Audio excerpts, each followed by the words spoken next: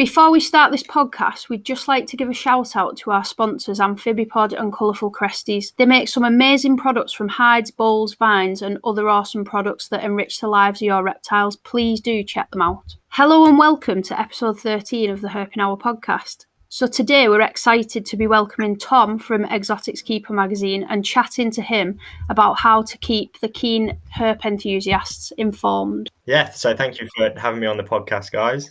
Thank you for joining. No, it's exciting. Yeah, it's really good. We'll kick it off with, if you tell us a bit about yourself and what got you started on your journey with reptiles and exotics, and, you know, do you have any exotics or animal-related qualifications, you know, that kind of thing, just to get to know you a bit, really. Yeah, sure. So I've always been into reptiles and amphibians, I guess, since I was like a kid. I grew up around sort of a lot of parrots. My granddad was a parrot breeder, so I've always been into like animals and stuff. Had my first leopard gecko when I was 10 years old, so that was for my 10th birthday. And then it just went from there. I ended up going down a sort of like media route, I guess. I went to uni and studied English and media and went into journalism, become like a writer for a few regional newspapers and that sort of thing. And then sort of went traveling and started going back to my roots, I guess, in sort of reptiles and amphibians and that. So, you know, I've kept a few things, kept axolotls and dart frogs and stuff. But really it was the traveling side of things that sort of put me on this path.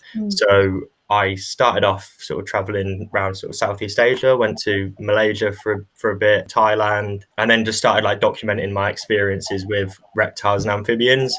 So started blogging and that kind of thing, and then come back for a little while, and then found myself wanting to sort of travel to Komodo. That was always like a bit of a lifelong ambition for me. So went to Indonesia for a little while, went to Komodo and started writing like a blog series of, you know, 48 hours in X, Y, or Z, different national parks, sort of documenting which species I'd found. And it was something that I hadn't seen before. Do you know what I mean? Like there wasn't really a guide for that. There's loads of travel guides, but there wasn't really like a reptile or amphibian or whatever sort of like advice to go out and see these animals. So I started doing that, then lived in Australia for like a year. I met a few sort of herpetologists and zoologists and got on board with a few sort of PhD research projects. So working with snake-necked turtles and, you know, going out looking for thorny devils and shingleback skinks and that sort of thing. And then, yeah, just sort of documenting everything along the way. You know, some of the species that obviously when I grew up, I was seeing, you know, White's tree frogs and obviously bearded dragons and things like that are all in captivity, and then sort of see them in their wild habitat. I thought, you know, start documenting, start blogging, start writing these things up. And yeah, it sort of just spiraled from there, I guess. See, that's cool, that, because when you see them in captivity compared to their wild counterparts, there's a massive difference in like the way they look and present and behave as well, isn't there? Because obviously dragons, for example, they're a lot bigger in captivity with the feeding regime than you would find in the wild. So that's cool, that's I'm so jealous. Yeah, it was good, and it prepared me. You know, at the time I was writing for myself more than anything, and to make people at home a little bit jealous. I'm not gonna lie. But, yeah, it was just, you know, I was taking photographs of these animals and stuff, and I was blown away by it. But people in the hostel and stuff just thought I was mental, going out looking for snakes at night and things like that. Like, so it sounds really exciting, to be honest. Yeah, it sounds like a sort of a once in a lifetime thing for a lot of people. Yeah, well, I think it was like I'd sort of lost track of that throughout sort of school and uni a little bit. So it just felt nice to, I guess, like let my hair down and say, you know what, this is what I love and this is what I want to write about. And yeah, it just sort of spiraled from there, and doing some of the field research and stuff and getting my waders on and going out and finding turtles and stuff. It was the sort of thing that I thought I'd signed that life away when I was younger, you know, by going down a sort of writing path rather than like a biology path. And, you know, it was quite nice to sort of get back in touch with that. Yeah. So was it, when you say you went, was it just you, or did you have a group of friends that decided you all wanted to go? Or no, just me. I was quite fortunate to bump into, like, on the Komodo trip, there was a zoologist that was on there, and we were sort of bouncing ideas off each other. And Gabriel is one of my friends that I met in Australia. He's like a herpetologist from Sao Paulo, and a lot of it was just meeting people. I hadn't met a single herpetologist in my 20 how many years of life before I'd left back in the UK, and out there it was like you were bumping into so many people that, obviously the biodiversity and stuff over there is very different to here, but it just seemed like a bit more of like a normalized thing. So it was a lot of it was, yeah, I guess luck and, meeting the right people at the right times and writing it down. So I'm guessing then that brings you to why you decided to be an editor with the EK magazine. Did you start it with the EK magazine once they started up? Because I know that you only started to publish at the beginning of last year, I think, was it? Yeah. So I just wondered if it was was it your idea or was it a friend's idea, and then you jumped on as the editor because of your experience with, your travelling? Yeah, no. So the project had already started, and then they were looking for, a journalist sort of editor to come on board around February time. And at that point, I was sort of equipped with that sort of portfolio of writing from my traveling and stuff, and it all worked out. So yeah. There was still a few issues in, and we're still obviously developing constantly. But it was quite nice to sort of jump on board with the project. At that point, I'd actually bought the first 2 issues myself when the job advertisement come up. So I was like, yes, get me on board.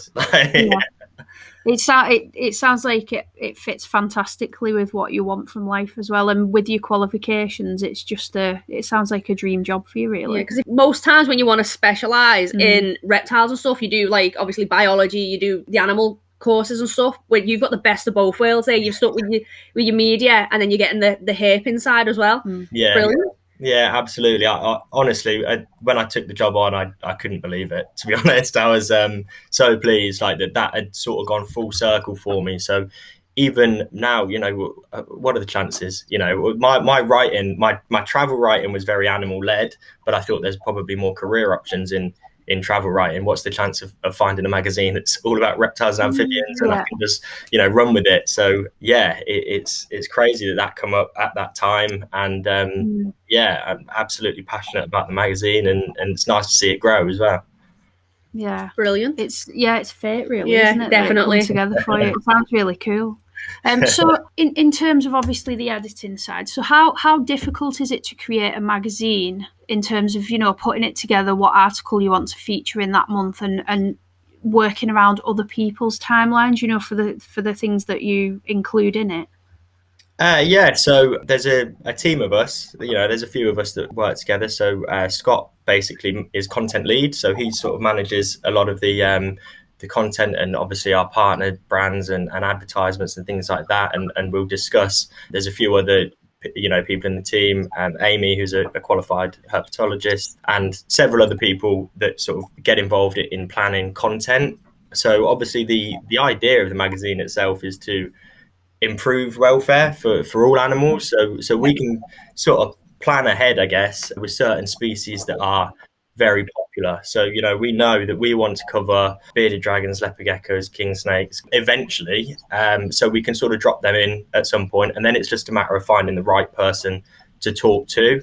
So those sort of features, we know what we want to get out of it. We want to tell people how they can do things, I guess, better, and find the right researcher, the right person to interview to pull that together. So that's okay. But then obviously there's other things. So news will drop. There'll be a new scientific paper come out from one of the zoos, one of the universities, and we think that's brilliant. We need to cover that. So then we'll have to jump on that pretty quickly, and that can be a bit of a challenge sometimes. But I guess essentially we are a very close team, and we dedicate pretty much all our time to EK, and we try and give ourselves maybe like a month ahead to get them bits together. So I'm not really sure what sort of challenges we face there, but it's just about pulling it together, and everyone's focused on the magazine, and everyone knows what they want the magazine to be like. And yeah, we're sort of constantly developing, I guess. You've just mentioned when articles do come out, you've got to be quick, you've got to get on them.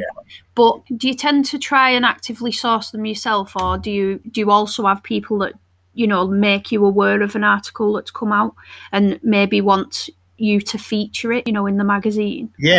So sometimes a lot of the time, I mean, like my own sort of social media and stuff like that is just connected to a bit of everything. So I'll see things sort of pop up here and there. But again, if there's a research paper that comes out and somebody's seen it and they say, look, you know, this is a really interesting topic, then we'll cover it. But predominantly, we lead that conversation. We'll say, you know, this is an interesting thing. Like, can we get so and so on the phone to talk to us about this? Or, you know, can we interview somebody from here to talk about that? You know, if there's any sort of trends or something happening in the hobby that we feel needs to be covered, then we'll absolutely just go ahead and do it. You know, we've had a few people approach us to write features and stuff, and the thing is that they're really, really good, but a lot of the time it's stuff that they've been writing themselves and they've already written it. And from a editor's perspective, you sort of need to go in with, you know, almost giving them the idea what we want from that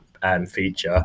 Yeah. Even though it's really good, it actually works out sometimes easier for us to say, can we just interview you and you tell us everything that you've already written down? Yeah. And then go from that perspective, you know, because obviously there's word counts that we need to hit, and there's, you know, different ways of doing things. Pulling photography and stuff together can sometimes be a bit of an issue. And you know, if people have already read papers and stuff on social media groups, we want that content to be fresh, you know? Yeah.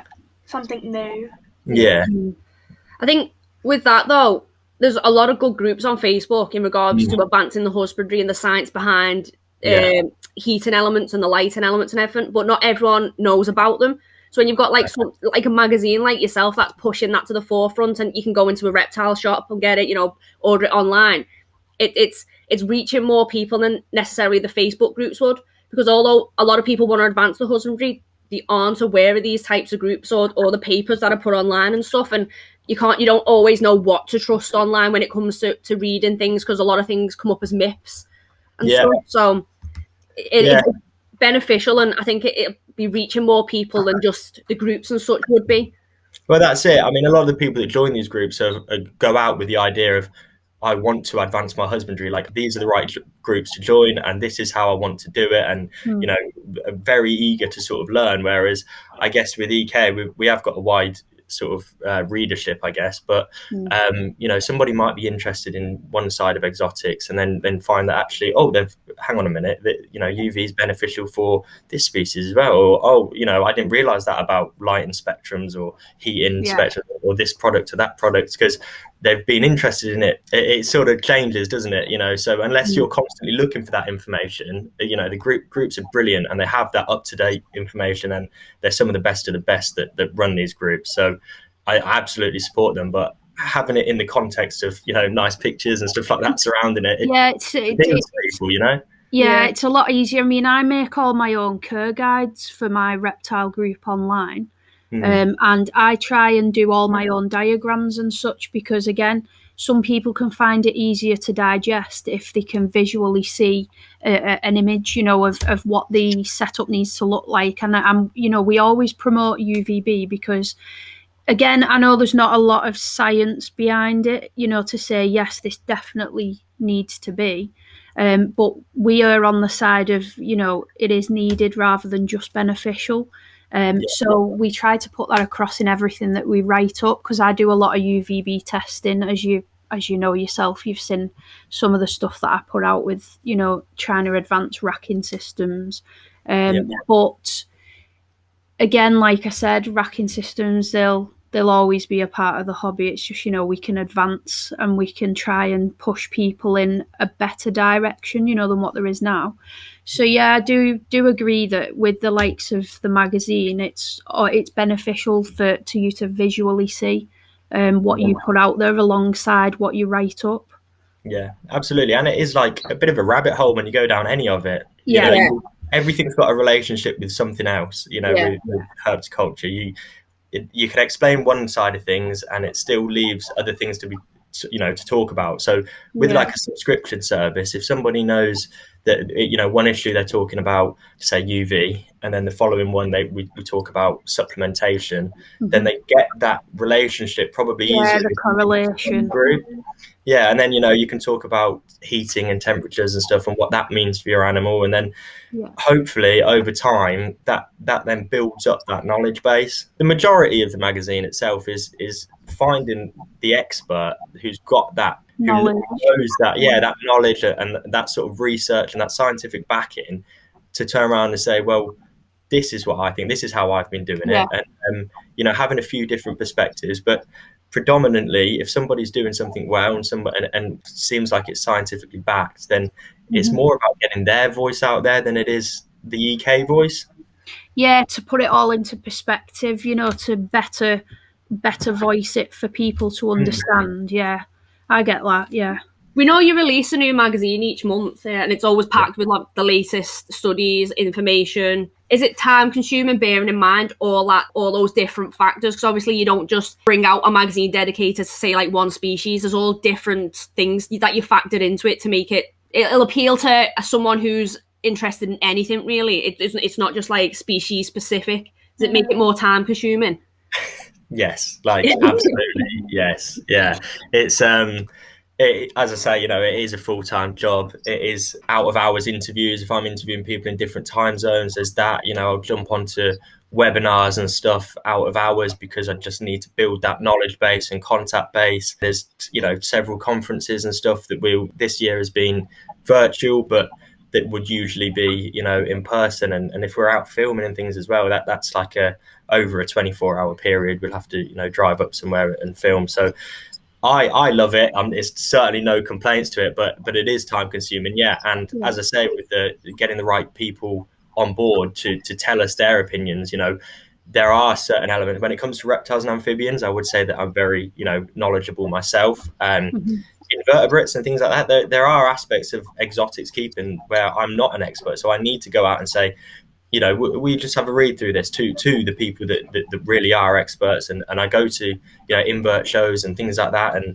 stuff that is maybe slightly out of the reptile amphibian sphere to develop that knowledge and to speak to people and to develop them sort of contact bases. So yeah, there is an element of, you know, it takes up more time to cover more taxa, but at the same time, I've got no complaints. Like, I love it. You know, anything that I feel like I'm learning along the way as well. So. Yeah, it's brilliant. I was just going to say then, because I'm assuming every day's a learning day because you're covering that many topics. It would seem like it's going faster. That's why that's probably how it feels for me. Like, it goes faster because every day's a learning day and it's something new and exciting and fresh each time, which is so fun. So fun. No, it sounds like such a good job. Amazing. Just, you know. So I know that you have to get obviously backing from certain specialists in certain articles, but do you have the actual magazines peer reviewed and cross-referenced, or, you know, before release by anybody specific that maybe hasn't give you an article but knows about a lot of the stuff that's in the magazine and would peer review it for you?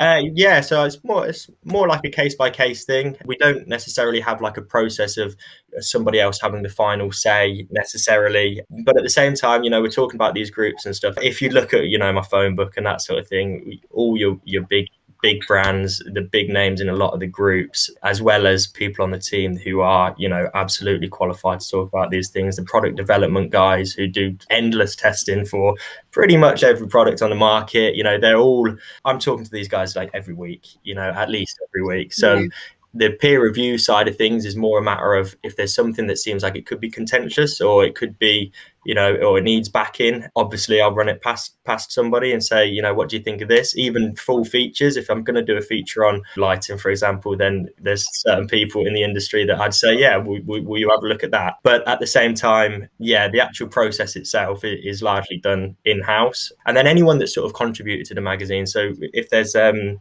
or 3 people that I've interviewed throughout, I'll send that feature to them and just say, are you happy with what you've said first and foremost, because we're doing these interviews and, you know, it all gets taken down on dictaphone and stuff, but people can sometimes stumble over their words or maybe mean something else. So they'll have the opportunity to sort of change things and stuff so that everything is as concise and as factual and as correct as it can possibly be. We will recommend certain products and certain brands that we think are really good, but we, try to avoid that if we're going down, certain routes and natural routes, and sort of more explain the spectrum and say, this brand does a good job of that or whatever. But there's so much to play with. Like you say, it's a really exciting time to be in the hobby. You can go into a reptile shop and you can really pull together loads of different products and, different brands coming out with different things and sort of not necessarily play with it, but you can facilitate, doesn't matter sort of how big your enclosure is, you can facilitate a really, really good setup with different products and stuff. Whereas before you were sort of, if you were going down the heat map route, you'd probably have a smaller Viv because you'd want a hot side, a cold side, and it actually pretty boring, And I think about how I was keeping Leo, my leopard gecko, like almost 17 years ago, like very different to how I set up a leopard gecko vivarium today. And actually, I think it's probably more fun that you've got all these products and you've got all these brands and stuff there that you can experiment with and play with. And I think it's an exciting time to be in the hobby. Definitely, because I know it's being looked at with the the percentages that you get from the big lighting groups on the outputs of different heating and lighting products, and how much they do replicate the IRA B and C. It's said that it's being looked into that eventually we could potentially use multiple heat sources that would come together and give a better output of what the sun really offers. So, I mean, as an example, this isn't a yes, do this, but as an example, you could maybe have, say, a basking bulb and a Chi or a DHP, and when put together at certain levels and times, it would mimic better the sun and give off, the different IRA, B and C's at a better capacity to what there is now. We're just using one, if that makes sense. So there's a lot of research now going into, because obviously we don't have it in just one product just yet. I'm confident in the future we really will, because we've already got there a bit with the T5 bulbs. But for the heat element, it's just really interesting that, how we can work together with your LED lights for your visual, for your better visual cone receptors. You've got your UVB, and then you've got your heating element as well. So in the future, the light Leo days will have that information there to suggest that if you put X, Y, and Z together, this will make an even better output than what we've got available to us today, until maybe one product is available that's, more powerful than a halogen, if you're looking at for a comparison. And I think if you've got that one fixture that somebody can say, right, I've just got to put this in my Viv, and then maybe a thermostat or some kind of, I don't know, many years in the future, some kind of dial that does everything, and it does it, and you just set what times you want it, and that makes things a lot easier. But it's like, the UVB LEDs now are brilliant. Like, to be able to say, right, I want some LEDs because I want to grow plants, and your UVB is there already, providing that somebody understands distances and going through mesh or whatever, however they're using it, as long as they implement it correctly, that is brilliant. I art frogs myself, and I just think that is pretty groundbreaking. So if we can combine if there's a heating unit that does a similar thing, we can't be that far away from having a canopy that does everything, and does it well. Exciting. It's exciting what we can expect from the next few years. I do genuinely believe that we'll get there with regards to trying to mimic as much of the sun as what we possibly can inside one enclosure. So quite cool. It is, because when you look at the lifespans of these animals, and the more technologies progress, the more we've realised, hang on, they should be they should have been living longer than they initially were. So from like the dragon that was like up to 10 years is now like up to 16 or 17 years. And it's like, to me, that's fantastic, because you not only are you bettering their lives, but you are putting forward that, like, look, this is how it should be done, how it can be done. It doesn't have to be necessarily, put them in a box, bit of a light, leave them to it. It's a good parameter for, people who say, oh, well, I've kept my animal alive for X amount of years. And it's like, well, that doesn't necessarily mean that you're doing the best you can. Like, just because it's alive, some animals are really, really hardy, you know, so provided that you meet some basic criteria, then great. But if we can see that overall the hobby is prolonging these lives and they're happier and healthier and more active and you know, breeding more regularly or whatever it is, then that's a better way of judging, you know, the success of the hobby, I guess. Definitely, because it's less of the surviving mode now, more of the thriving, with a lot of the species kept in captivity. And that's brilliant, especially if you see somebody new come into the hobby and they're asking all the right questions and stuff. And it's like, I really want this animal to do its best. So you can see they've spent hundreds of pounds on trying to have this perfect little enclosure. To me, especially when it's a child, because a lot of kids want a pet now, don't they? And if someone's put hours of research in and this kid's like, what do you think of this? It's uplifting to me, because that is the future of the hobby. Yeah. And they're really pushing for the best at that age. And that is fantastic. Yeah. That is we should be helping them do better instead of tearing them down. Like, just because they're a child doesn't mean that, you know, they're less capable of such things. You know, a bit of education goes a long way, and it can help them in the future. With regards to the magazine, how difficult was it to get it into, you know, shops and online reptile retailers? So it was actually, I mean, we couldn't do it without Peregrine Live Foods, which is our distributor. So they essentially, they're a wholesaler. I don't know how aware you are of them. So they absolutely pushed it, and you know, it was quite straightforward to get into some of the biggest shops, which was quite nice. But as we sort of progress, you know, we want people to be going into their local shop and buying the magazine physically, because it supports local shops then. That, you know, we want that. But we're also, when we first launched, there wasn't a website that people could just subscribe through. So since we've started doing that, we've been giving people just more options to be able to get their latest copy of EK, which we think is good. But we want, I guess, people to be constantly going in and constantly subscribing. So, you know, certain shops and stuff that may have stocked earlier issues and don't stock it anymore, or have just jumped on board and started stocking EK. We sort of want people to go out and say, you know, I really like this magazine or whatever, and talk to your local shop. Like your local shop, at the end of the day, most hobbyists, that is their hub. That's where they get most of the information from. You know, there's heaps of stuff online, but nothing sort of meets up to that sort of face-to-face contact with somebody and having a bit of a chat, and they'll then pass that information on to Peregrine as well. So we do encourage people to go into the shops and talk to shops about what they do like, what they don't like. Equally, you know, you can get in touch with us, Facebook, all our socials and stuff.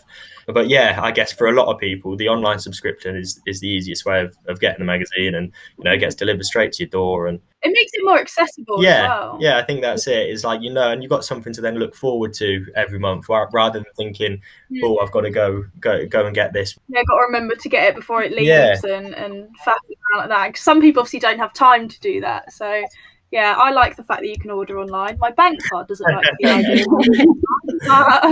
I'm definitely going to be ordering the rest of the ones that I haven't got to fulfill my collection. I think it's helpful as well, because obviously we're just coming round from the pandemic, and although pet shops were open at reduced hours, a lot of people started shielding. Yeah.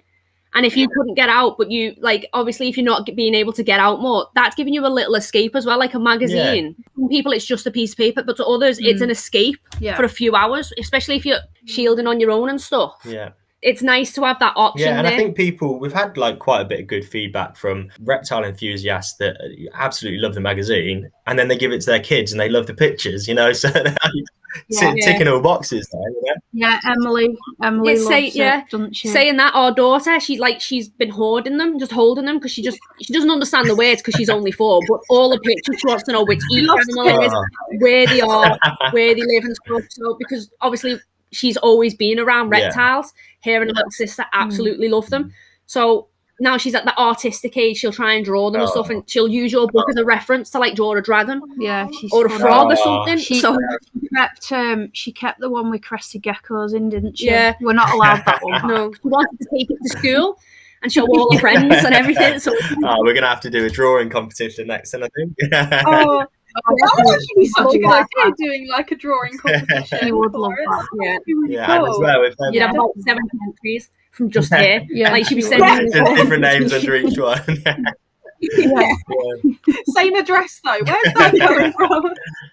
Stacey, Nick, I didn't realise you had 10 children. I'm really interested in whenever you do any articles about, conservation and the breeding projects and stuff like that. That's what interests me quite a lot. Is it the golden Mandela frog? Yeah, that was quite a cool article. I enjoyed it. Yeah, that was one of my favourites, to be honest. That was quite early on for me getting on board, actually. And that was a scientific paper that you sort of presented to us. And I was like, right, let's run with it. It was quite last minute as well, actually. We were going to print not long after that, and I'd actually pulled one feature to go with the Mantella piece because it was such a good research paper. It ticked every box, captive breeding, captive care. There are loads of Mantella in captivity, and sort of maybe some kind of hope to reintroduce them in the future. So that was it. Straight on the phone, Chester Zoo, speaking to Harada.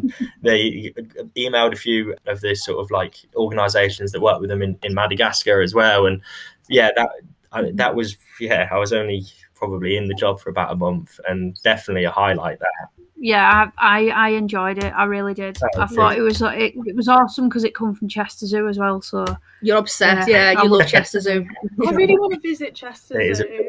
Well, because it's only technically down the road for us. It's like, one of the kids' birthdays coming up. Let's go to the zoo. It's a nice Sunday. Let's go to the zoo. I don't blame you. I think the closest zoo to me is London Zoo. Quick intermission to let you know the code for some awesome discounts with our amazing sponsors. Amphibipod are offering 5% off orders under £20 with the code HerpingPod5 and 10% off orders over £20 using code HerpingPod10. Colourful Cresties are 10% off orders over £15 using the code THHPodcast10. Be sure to check them out and give them some support. They really deserve it. Do you ever experience months that, could be a bit quieter on the exotics news front? And if so, what kind of contingency plan do you have in place, to pull you through that maybe quieter spell? Yeah, so the exotics news, like specifically that sort of front section, that's all collated by a guy called Paul Irvin, who is the editor of Keep Contact magazine. So that's like a monthly magazine that's really focused on zoo news. So he does a brilliant job of that. If anything, when he sends through like the news that he's put together that month, there's a lot. We've never had a month where we've not had enough. So like that section of things, there's always stuff. And at the same time, I'm finding press releases and news articles and stuff coming through that I'm thinking, I really want to squeeze this in somewhere, but there's just not the pages to do it. So we do blog posts and stuff, especially when it's like current news. There was some big-headed turtles hatched at London Zoo yesterday. That was really interesting. Yeah. Oh, yeah, I saw that. So we were like, we've got to get that out there. And it's quite interesting when you see like the national coverage as well from different newspapers and stuff. Like it's all positive. We want people to be engaging with that kind of news. Doesn't matter what platform it comes from. Mm-hmm. So we don't ever have months that are really quiet on that front. Yeah. There's always something you can slot in. Yeah, absolutely. If anything, not last space. It's more like finding what's sort of most relevant, because our magazine covers like all taxa. We know that will always be something, but it's what's most relevant to our readers, what's most important as well, I guess, from a conservation perspective. Like a lot of times I speak to conservation charities and say, what a brilliant success story. Like, oh my God, you've managed to release, 1,000 blue iguanas into the wild, and they've changed their conservation status to, from critically endangered to endangered or vulnerable. And you sort of go, oh, brilliant. Wow. What an optimistic story. And it's like, well, yes and no. Like, it doesn't mean that the problem's solved. Like, there's still an ongoing thing. Yeah. So if there's something that's at the forefront of conservation news and stuff that we really should be shouting about as a positive thing, but also something that people can support and help, we want people to be able to do that. And at the same time, we're starting to move towards a model now where we'll be making donations and stuff. So we really want to be supporting. We did support a lot of zoos at the beginning when the magazine was first launched with live foods and donations and stuff like that. That was like our main goal then.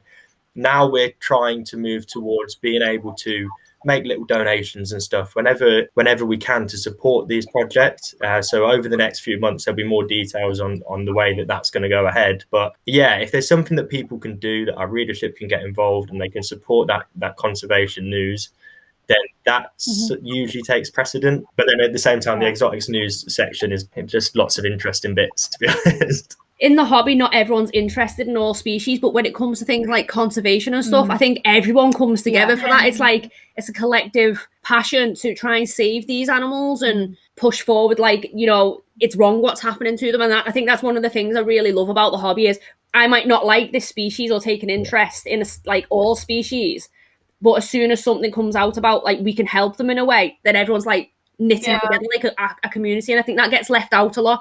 Like it's not brought to the forefront that actually everyone knits together to try and do what they can in their own small way to try and benefit a species or and I feel like there's not quite enough conversation around the relationship between, you know, animals in captivity, whether it be zoos or private collections or whatever it is, and conservation efforts that happen as a result of that. You know, there's a massive spectrum of different perspectives on that topic. You know, some people that will say, you know, captive breeding should be as an absolute necessity at the very last point of conservation. And others say that, you know, captive breeding, if that enlightens people to that species and then they want to go out and study that species, well, then that's absolutely got a place as well. And there's every sort of view in between. But I think whenever we can talk about a subject that directly says, well, look, you know, this is what we're doing with this animal in captivity, and this is how it's directly being benefited in the wild. Like in our latest issue, we spoke to the guys at Chester Zoo with their Komodo dragons,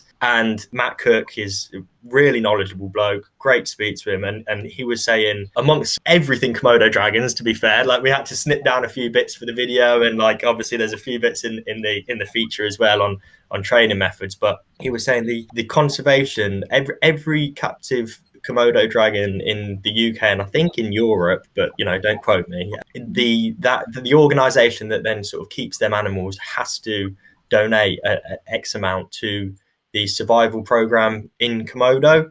So you can't argue that is directly supporting local communities and stuff over in Indonesia and in some kind of way, as well as, you know, the toddler that goes up to the glass and says, oh my God, look at that massive lizard. How I want to learn everything about lizards. Yeah, exactly. You know, because I was that kid at one point. You know, that was when it comes to sort of putting that information out there. I really do want to benefit the lives of animals, same as everyone at EK, and I think everyone in the hobby really wants to benefit the lives of animals in captivity and everywhere really. But that needs to start somewhere. So somebody needs to needs to be that interaction with reptiles for that to be the catalyst, I guess. It's like with the Steve Irwin thing, isn't it? A lot of reptile keepers absolutely loved Steve Irwin because he brought that unknown to the TV. So we wouldn't see a crocodile or an alligator, obviously, down our streets, but you brought it to TV and you don't necessarily deal with it. It's like, wow, this is fascinating. And obviously it spins from there, doesn't it? And it's like, wow, well, when you look at these, there's also this species and there's this species and we can work with this one. And it's when you're opening up that book, your imaginations run wild, and that's what you need, because one kid keeping a bearded dragon today could be advancing the science behind it tomorrow. And that's what we constantly need to open these minds and say, look, the world's your oyster. There's literally so many ways you can run with this. And you'll hopefully stop running into the problems of, well, we're going to have to try and captively breed these because they are now being hunted or taken from the wild too much to sustain themselves. Yeah. It does do a lot of good. So like what you saying then, like they have to pay a donation. I didn't know that. And stuff like that should be brought to the forefront because it would ease up some of the, well, don't do this and don't do that, because that's a massive benefit, a huge benefit. Yeah. Definitely think that should be spoken about more, because obviously a lot of people still have that, like, zoos are bad. Yeah. That idea of, like, zoos are horrible. They do horrible things. They keep them in, like, tiny things and all this. But I don't think people know a lot about the whole protecting a species and helping a species, and they're doing it for a reason. And, like, it's not just, you know, look, that's a cool gecko. Let's just cram it in here. It's like, animal could be endangered, they could be doing a breeding project. There's not a lot of that around, and I feel like the more in the magazine that you talk about that, I think you're going to open a big link and probably open a lot of people's eyes to sort of change their opinion on things. And I think that would be really good for the hobby. Absolutely. Like, I can't see anyone, there might be out there somewhere, but I don't think anyone starts a zoo thinking I hate animals. Do you know what I mean? It just doesn't.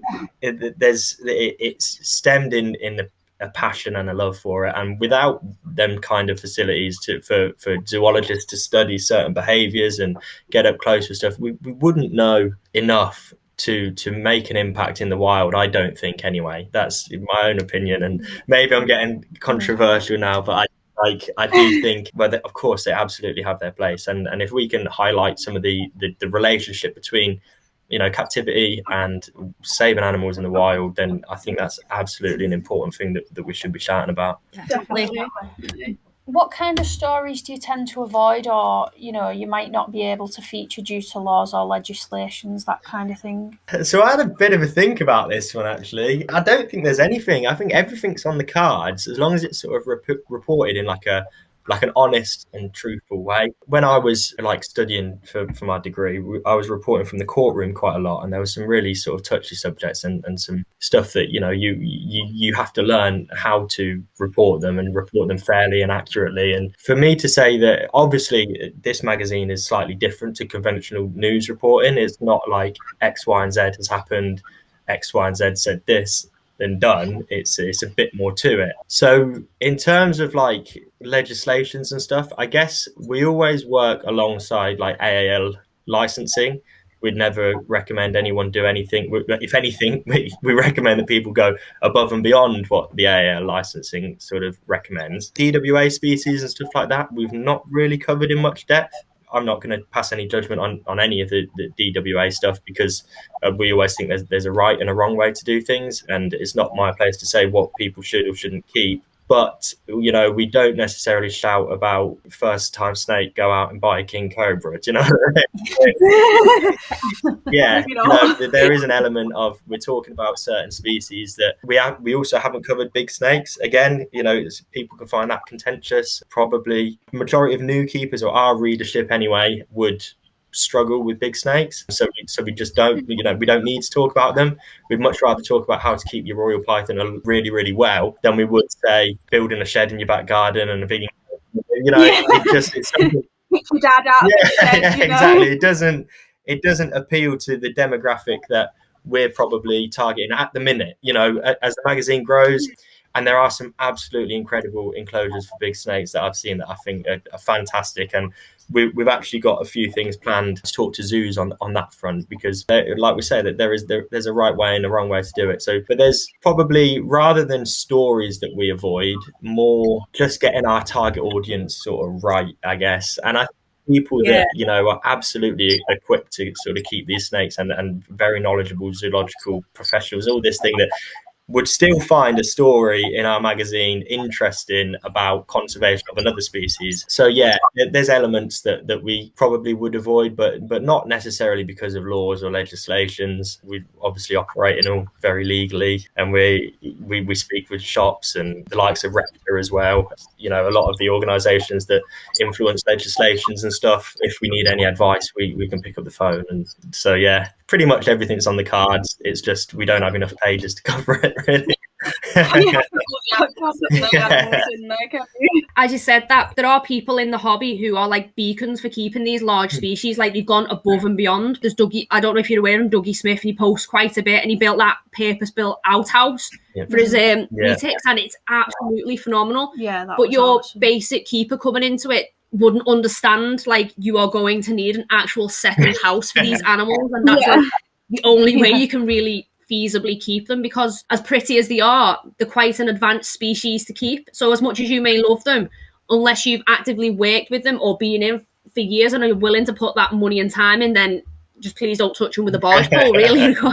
Especially with obviously the large snakes being quite a small area of people that can keep them and can keep them well, because they're big snakes and they can do some damage. Absolutely, if So I definitely understand why you sort of I think with something like that as well, there's some absolutely brilliant rescue centres and services that do a great job and commit so much time and effort and resources to it, that I just sort of think we would rather probably highlight that story and say, you know, in a roundabout way, you know, then big snakes aren't for everyone, than we would necessarily dive straight in and say, this is how you do it. Where it's something a bit smaller, a bit more manageable, you probably could say this is how you do it, because obviously it's a bit more manageable.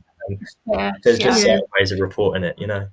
It's that fine line, isn't it? Because if you do bring attention to these big snakes, you're potentially then introducing one that's going to end up in a rescue, because as much as they've read in this story, they're not equipped to deal with it. So it's that fine line for you, isn't it? Like, if we bring attention to it, is it going to be attention to say, oh, and they'll stay away from it, or, oh, well, I'm going to do it anyway. So it's, I guess they want to sort of rebel against. It's a fine line. I think it's a good idea to go down the sort of rescue route with the big snakes. That's a really good idea. You know, showing that as lovely as they are, this is the reality of keeping them. They get too big for people. You know, this rescue is chock-a-block full. They're doing everything they can. So I think highlighting on that side of it is probably a better way to go about large snakes. I think highlighting from a zoo perspective is a good idea, because they'll always have the correct amount of space and the proper capacity for them and stuff like that. So I think that's a really good idea to go from that perspective. I like the zoo idea as well. And even talking about how much it costs,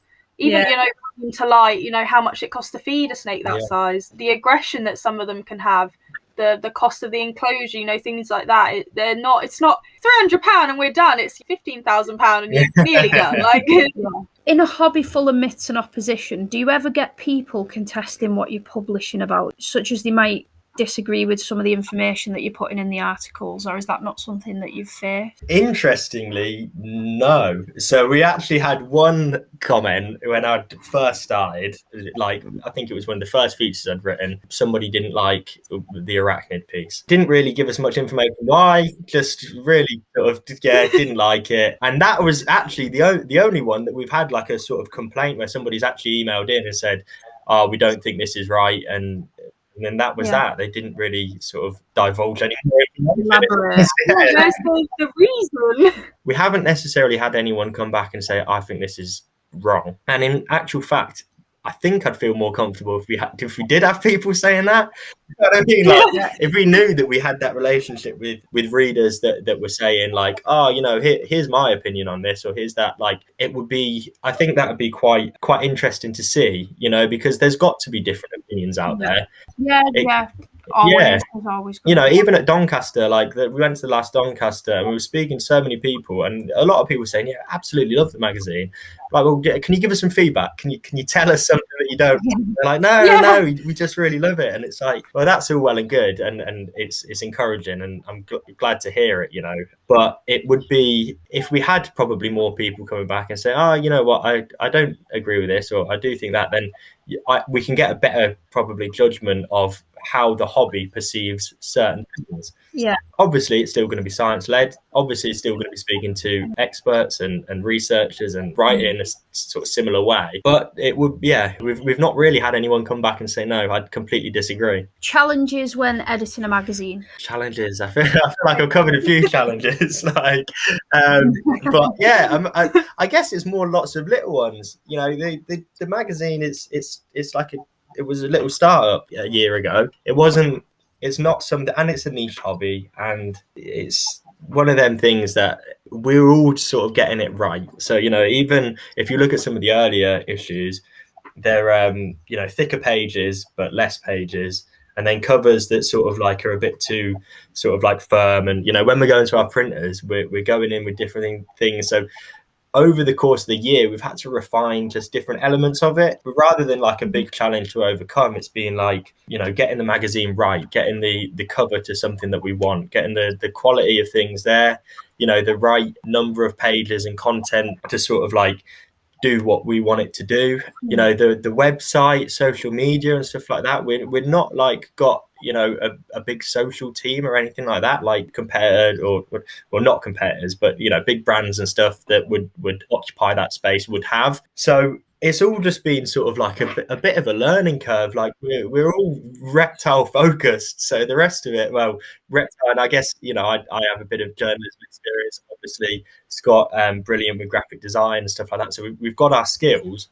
But in terms of getting the magazine right, building the website, and working with the mail house and the printers and stuff like that to make sure that everything runs smoothly, responding to customer queries and stuff like that, we're quite busy all the time. So we've had to, implement different measures to make sure that people are getting responded to, and that, rather than just one of us jumping on it straight away, that it goes through the correct channels and things like this. They're all like little challenges that they've took a bit of time to just refine the formula more than anything. So what's been your favourite topic to work on so far?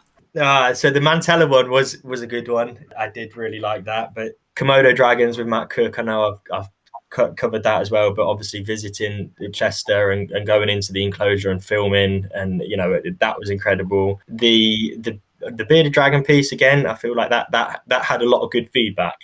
That was awesome. I did feel like that was, when I was listening to Dr. Jonathan speaking, he was just brilliant, and that was fun to work on, and it was stuff that I didn't know. A lot of experts in the field probably didn't quite understand its full extent. There's a piece on invasive species as well. So my mate Gabriel that I met in Australia, that was like a good sort of catalyst on the route that I took, I guess, with writing about animals. He did his master's thesis on the invasiveness of cane toads, and I'd also spoken to Jim Foster at Amphibian and Reptile Conservation on bullfrogs. So together it was just like, it worked really well, and I enjoyed that because it just felt like a bit of a milestone, I guess, from sitting there talking about all the different lizards and stuff that we could find in Australia to like actually having like a feature put together. That was quite nice. Yes. That sounds fascinating, because when you think of Australia, they're very strict on what you can, even coming down to foods and stuff, what you can take into their country, because they have that massive cane toad problem, don't they? So because we don't, as us as an island, we don't really see like the difficulties. They really take it to the next level with like what you can and can't take into the country. And it's really strange. Like if you cross like a state border, there's nothing there. It's just a road. But every now and again they'll have like border patrol or something sitting there. And if you take an apple through with you in your car, you can get fined like loads of money. But if you chop that apple up before they find it, then you're free to go, because it's classed as processed foods. Like it's really weird. That is crazy. No. So I think a lot of it, I don't think they would go to that extent to prosecute you if you just had an apple. They just probably take a bite of it and it's still in process. But anyone that's taking food, or especially fruits and stuff that might have like insects and stuff in them, they're really strict on it. But the cane toad problem is massive. Like they're everywhere. Like, and they, even speaking to local people out there, they said, I used to get loads of taipans. I was out building like a campsite with one of the locals up in the top end, so like quite remote. And I was sort of saying, what animals you get out here? He was like, I used to have loads of taipans and king browns. That was it. Used to have loads of mulgars and king browns. And in the space of like 10 or 15 years since, because the cane toads are slowly moving over from Queensland across, it's like since the cane toads got here, I haven't seen one. I used to see them every other day, and it's having a massive effect. Like all the goannas and stuff like that, he said, just don't see any of them anymore. And hopefully they get into the bottom of it. And I was speaking to at Shuttleworth College, Bedfordshire. They've got a massive like zoological education centre, so it's a big biome, like got free roaming iguanas and turtles and loads. They've got alligators there. They've got two alligators there. So That sounds really cool. Yeah. We need to visit there. I think they've got 210 different species, or just over 200 species of reptile and amphibian, and they've got coatis and lemurs and stuff like that. It's crazy.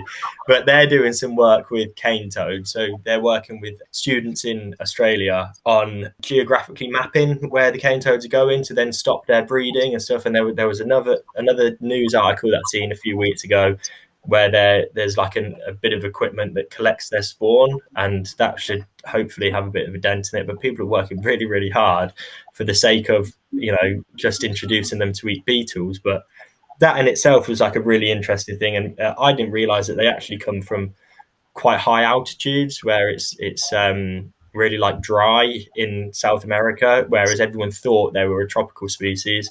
Introduced them to Queensland, they're not going to go any further. Actually, they had this hidden gene. And they were like, let's go. So you see cane toads like literally out in the pretty much the desert. It's crazy.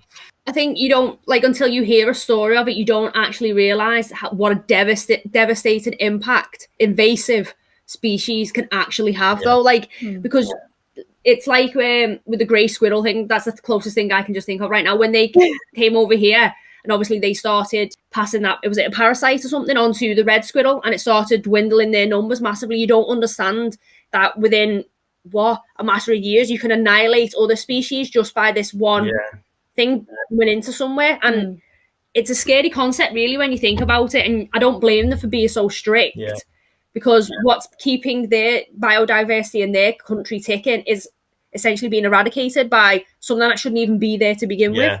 And Australia, it's I think it's something like 90% of the species there like endemic to Australia, so that in itself it makes it more fragile. Whereas you look at the UK, and we've already destroyed I think 70% of our natural spaces, so we're almost like we're not too far gone, but we're pretty far down the track to then turn anything round. But it was interesting to just speak to people about that, because it was something that I knew as a kid. I knew cane toads in Australia, they're killing the wildlife. That was like my understanding of it. But to get stuck into it was it was interesting. But it sounds silly, but I think that what introduced me to that was The Simpsons. Like, before I was like deeply into it, because they had an episode and they went to Australia, didn't they? And the cane toads there were a huge issue on that. I think but weirdly, something as small as that hits a point in kids, because necessarily as a kid you wouldn't think of anything like that, but when you're seeing it in a cartoon brought to you like that, and then as you get older it sits in place, it's like, do you know what I mean? But it's scary, really, when you think about, like, when you see people, I just throw like mealies out there or me locusts out, and it's like, when you see like the impact of if they are able to survive a bit for the rest of the species, scary. What's your best memory from interviews that you've had? So I keep going back to Chester Zoo. We've been to some brilliant zoos, so I don't want to show any favouritism, but we went to film their tuatara breeding facility, and they were like, I didn't really know 100% how it was going to go. I know big sort of zoos and stuff like that, they usually keep their cards quite close to their chest, but they said, come back behind here, and we'll film behind the scenes and stuff. And I'd never seen a tuatara in my life, so to see the only ones I think in Europe, or the only babies that had been bred outside of New Zealand, was like I thought it was brilliant, like something that I've always wanted to see. And then like last week went to Barcelona to film Citicus, who they're like a big breeding facility for like African grey parrots, and their outlook on parrot nutrition and using a pelleted diet and that sort of thing was really genuinely inspiring. Like, I'm not necessarily a parrot guy myself, but I grew up around parrots, and that in itself was great to hear from them and see what they're doing. So that was quite an interesting interview, and it was a little bit of sun in the middle of October, so I can't complain. Very well enjoyed. Chester Zoo's got a lot to offer, especially with conservation efforts and things like that. So that's awesome. What kind of changes are you hoping to see moving forward in captivity? I guess that sharing of knowledge more than anything. I genuinely think that we're moving towards this model where people who keep reptiles consider themselves, you know, exotics keepers. You know, they want to do well by their animals. It's not, and I think they want to be sharing stuff. When you see some of these vloggers and the guys at Celtic Reptile and Amphibian, they, you know, doing brilliant, getting that sort of exposure and stuff. Like I feel like there's a really optimistic sort of like air in the hobby. And I think, yeah, if people can just share that information, you know, if they're working with the species and they're doing really well by it, tell everyone, you know, we've got the facilities in front of us now. We used to have obviously forums and stuff back in the day. Now we've got social media.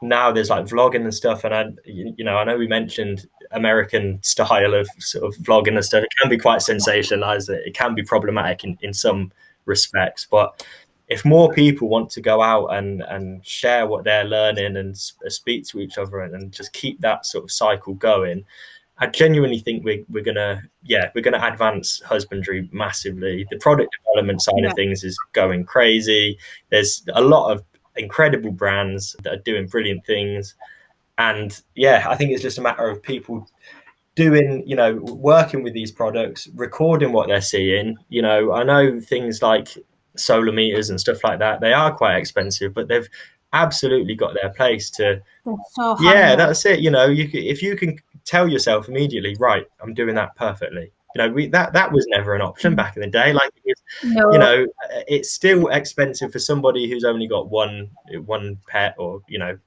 and I get that, but maybe even if there was some kind of service of sort of borrowing a solar meter or whatever it is, and writing down, you know, your thermo gradients and stuff like that, like while people are keeping a data log of what they're doing, and then over a period of time they can see the advancements that are happening, even species that have been kept for a long time as well. You know, I spoke to Rebecca Ellis at Leopard Gecko YouTube. We like her YouTube. It's really informative. She's dedicated to leopard geckos. You know, that one species that so many people will say, oh well, you know, been doing it for years, and actually having that platform where she's there going in depth about this is what I do and this is how to do it, and it's so beneficial because that's one of the most popular species. So while you've got somebody who's really leading that conversation, it means that people start their hobby well, you know. And I think that's a good thing. I think going forward, yes, you know, your UV and your naturalistic setups and all this, but I think people know that. I think the bottom line is share that knowledge, tell people, you know, how you're doing things and what you're doing, and eventually, we'll all benefit from it. Definitely, because back in the day, it was literally, you got a dragon, it needs a 10 or 12% UV. There was no, well, it needs to be this distance, you need this UVI. But now, as solar meters, more and more people are getting them. I've seen, you are, like, we spent hours perfectly putting our bark and stuff for our dragons, so they had the right gradient and UVI, because it comes to light that it's obviously, it's more damaging having a high UVI that they're constantly in access to. So it's just as on the same par as not having UV at all, because you're doing more harm than good.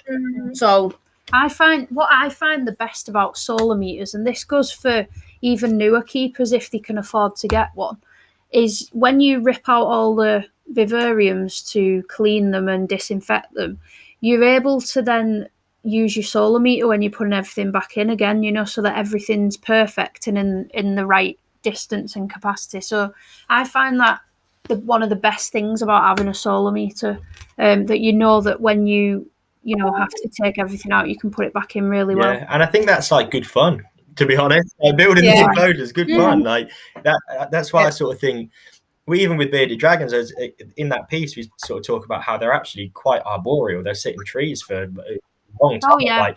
If people had that extra space and went, you know what, I'm going to get a really big enclosure, but they had the solar meter, so they maybe go for a slightly higher wattage, you know, bulbs, and they have a slightly warmer spot because they need to, because it's a bigger enclosure. That equips you to be able to say, right, they can go here and they can reach, you know, hit that level of UV, or they could go here and it will be, you know, this temperature.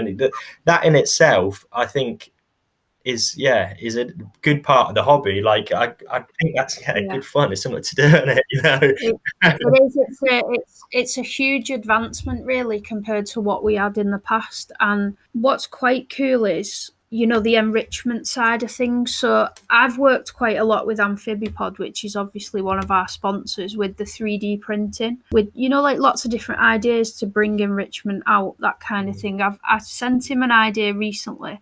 It was basically, the idea was to try and provide areas in the vivarium that you could put, you know, say your rocket or your kale into that particular product, and the dragon would have to find it and eat it from those locations. You know, just like, you know, like in a bit of enrichment, instead of just putting the salad in a dish every day and the dragon goes to it. It was the idea was they had to sort of work for it a little bit, which they would in the wild, you know, when they're out sourcing the greens. So I'm hoping eventually that can be released. It's just I've not had much chance to work on it. I also spoke to Danielle from Herptile Hammocks. Right.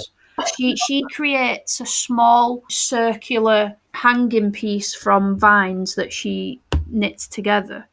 And I asked her, would she create, you know, a larger one? Because that's also got potential for enrichment. You know, where if you hang it from your ceiling in a dragon viv and it's big enough, they can jump into that and move around. So there's just so many options now, you know, to enrich the lives and stuff. So that's something I've been working on, which would be quite exciting eventually when it comes into fruition, hopefully. Yeah, absolutely. Like all them products and stuff, and it's then that idea of, you know, the experts have been working with these animals for a long time. They go, you know, I've got a brilliant idea. Let's share it. You know, let's get a company to put it together, and that then everyone benefits when they've got that opportunity. It's cool. Because enrichment is a huge part of these. Like, you come across a lot of issues in species because they're overfed, they don't move around a lot, they've not got, like with the dragons, like unless they're going into brumation, 99% of the time they're up on bark or on wood, just chilling. And that needs to be incorporated, because when obesity starts to kick in, that's when you get health issues and then you get the problems. So if we can kind of nip that in the bud, but have the right indexes everywhere, because obviously you want them to climb, but you don't want them too close to that UV and to that heat source where they're going to hurt themselves. So it all knits in, and it is something that should be shared. Because you might not have a solar meter, but if I say to you, keep it 16 centimeters away, and this is the UVI you're going to get with the same brand and type UV, you're going to be able to implement it until you are able to get yourself a solar meter and play around a lot more. Because obviously with my dragons, I'll use a 6% in the basking area because I've got it more built up. It's safer for my dragon, and they will spend at certain points of the day, and it's usually regimented. They'll go up there at those certain points and they'll spend an hour there before they go off, and they'll go and eat or they'll go and dig and whatever. So it is that sharing, as you said, that is pushing everyone forward, because equipment can be expensive, and if they can't afford it, you're getting that knowledge to be able to use the same brand and stuff as that works for someone else. Yeah, and like you say, like you're observing these natural behaviours like instantly, like by you're putting a bit of thought into it and using different products and stuff. You can see the result. People can see the results. Like I see like the Reptiles and Research channel and obviously JTB and stuff like that, where they're saying, look, you know, I've implemented this product. I've put, you know, a tool hide or a hide at the top of my king snake vivarium or whatever, and look at them utilizing it. Like they enjoy it. Or I've put some UVB in and they've been out basking, or they're cryptic basking here where they've got one coil out. And, you know, as soon as people start seeing, you know what, that's working, then with the whole hobby just develops, you know. It is, because I noticed, like, when I did use a longer UV and it was more spread out across the viv, they weren't as active, which is really weird, me dragons. But as soon as I read on reptile lighting, actually it can be done with a smaller percentage, give them a higher basking area, drop it, because it's a T5, which is obviously stronger output, isn't it? You can make it smaller, just have it one specific area. That dragon was utilising more of the space than when the UV was just in the entire way. And then that's when you see more of their natural behaviours. And it's more fascinating and fun then as well than this animal that just sits there. Because, like, especially when you're trying to introduce kids to the hobby, if it's something that just sits there and isn't very interactive, they lose interest faster. But when you can say, let's spend an hour watching what this animal does, you're opening up a whole world for them, aren't you? 100%. You know, so I can sit and watch my dart frogs for like hours.